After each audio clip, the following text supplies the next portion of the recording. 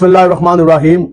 12 अक्टूबर को जेलम के अंदर एक बदतरीन और सरी गुस्ताखी का एक वाक़या रोनुमा हुआ, जिसमें मुद्दई थाना जेलम में गए और उन्होंने दरख्वास्त जमा करवाई, लेकिन ताहाल उसके ऊपर ना ही कोई पुलिस कार्रवाई अमल में लाई गई, ना FIR लॉन्च हुई और ना ही मुलजिम को गिरफ्तार किया गया।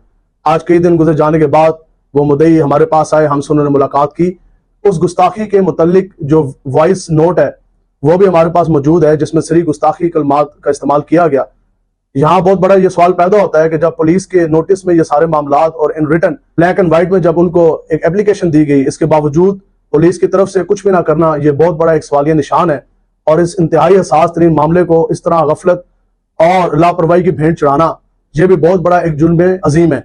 लिहाजा इस सूरत हाल में हमारी तरफ से ये वाज़ेह ऐलान है कि जेलम इंतजामिया 24 घंटे के अंदर अंदर मुलजिम गिरफ्तार करे, FIR दर्ज करे। जिनके नोटिस में ये सारे मामलात थे, जिनको एप्लीकेशन दी गई, फर्दर जिन जिन के नोटिस में आया लेकिन उन्होंने इसके ऊपर कोई कार्रवाई ना की, उनके खिलाफ फिर फॉर डिपार्टमेंटल इंक्वायरी हेल्ड की जाए। अगर ये मुतालबात पूरे ना किए गए तो इंशाअल्लाह कल 22 अक्टूबर को जादा चौक GT रोड जेलम में एक तारीख साज हफ़ज़ नामूस रसालत धरना दिया जाएगा, और ये धरना उस वक्त तक जारी रहेगा जिस वक्त तक के तमाम मुतालबात पूरे ना हो जाएं और जिस वक्त तक के इज्जत रसूल नामूस रसालत पर पैरा मुकम्मल ना हो जाए।